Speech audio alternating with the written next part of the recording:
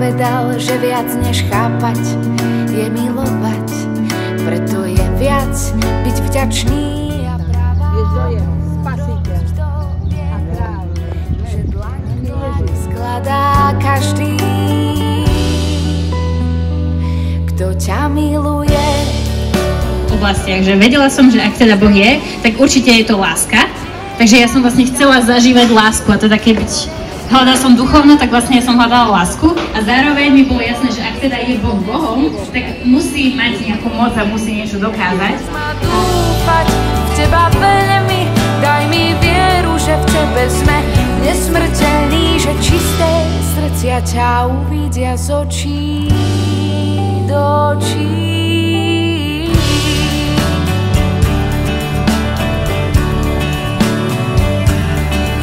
Žiadna námaha s tebou nie je veľká. Každý z nás môže prísť Bohu taký, aký je. Ak sa mu dáš, on ťa zmení. On hriechy odpustí, on dušu očistí. Nauč ma ľúbiť ako dieťa, daj mi oči, ktoré svietia radosťou, ktorú ani bolesť nezničí. Nauč ma dúfať v teba veľmi, daj mi vieru, že v tebe sme nesmrteľní, že čisté srdcia ťa uvidia. Naše viny. Ja som sa stretol s človekom, ktorý mi povedal: Erik, ja si neviem pomôcť mojim smutkom a s vecami ťažobou, ktoré zažívam zvnútra. A niektorí ľudia už chcú plniť tej ťažoby, možno je neviditeľná, ale je možno viditeľná na tvárach ľudí, alebo možno keď začnú o tom rozprávať. Viete, zvonku vieme vyzerať veľmi pekne, vieme sa veľmi nasledovať, vieme byť taký kúmovie pre túto dobu, ale môžu byť veci zvnútra, ktoré sú tak zaťažujúce. Boh ku mne tam prehováral a to som cítila, že tá prázdnota, ktorú som mala jak dieru v sebe, ktorú som sa snažila teda zaplniť alkoholom, party, muži, ženy, všetko, ezoterika, okultizmus, čarodeníctvo, tak tá diera bola v ten moment vlastne zaplnená ním a som vyslovene cítila to naplnenie, čo som celý život tužila potom. Wow, tak to je krásne. Že čisté srdcia ťa uvidia z očí do očí. Tak je náš v podstate slovenská rodina, oni sa emigrovali ešte za komunizmu do Švajčiarska a to bola veriaca žena Zuzana Sedlačková so svojím manželom. Tak oni povedali: my poznáme veriaci z Košic, tak dali nám kontakt, prišli sme domov a prvýkrát v živote som videl ľudí, našich ľudí. Dovtedy sme chodili len do Švajčiarska, tam sme počúvali evanjelium v nemčine, to sme prekladali tým, ktorí nerozumeli.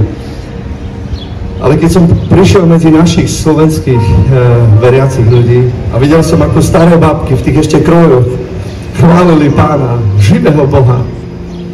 Viete, že náš Boh je živý, amen? Viete, že nie je z kameňa, ale že je živý.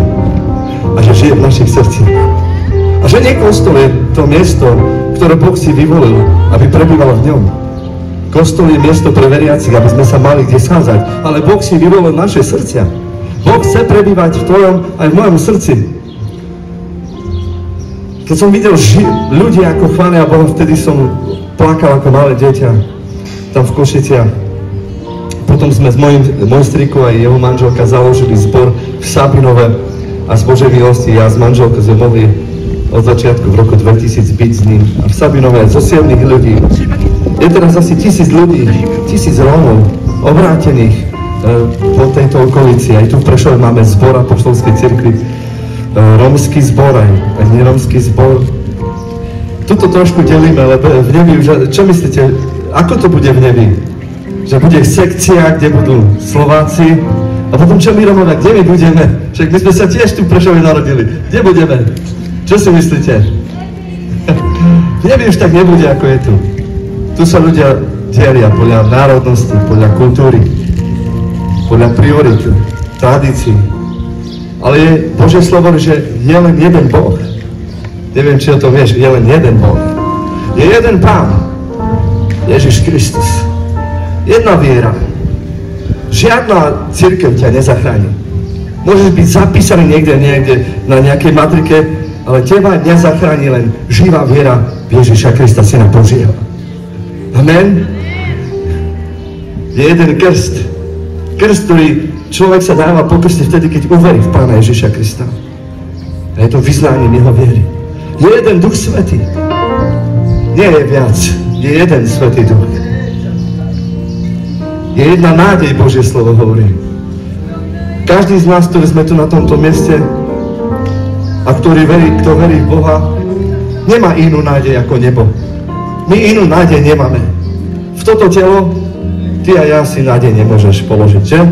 Nádej môže mať len jednu. A to nádej vo večný život skrze vieru v Ježiša Krista v dome nášho nebeského Otca. Amen? Halelúja. Takže sme tu, aby sme chválili Boha.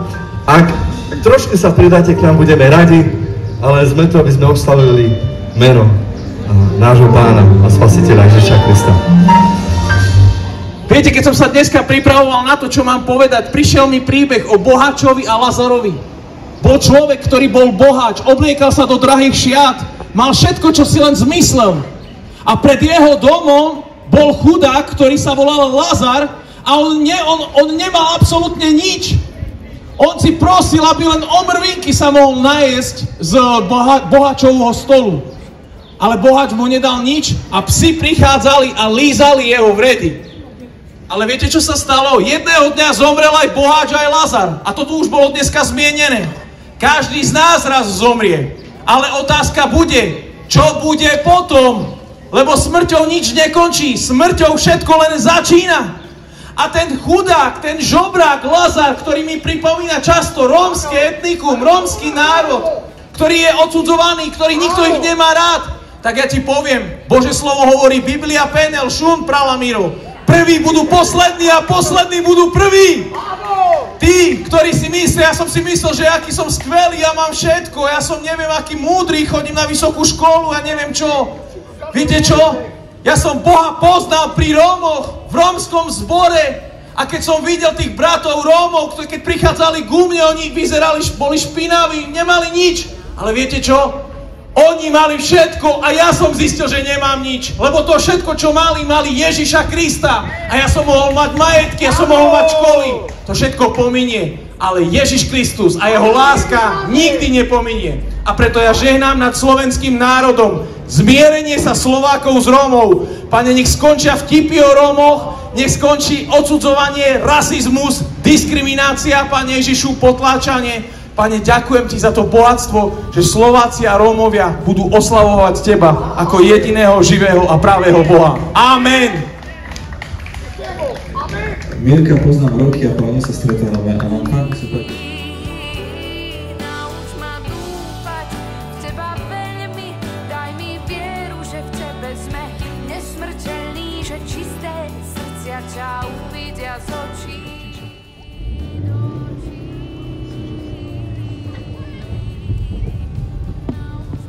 Akože bolo, počuli ľudia.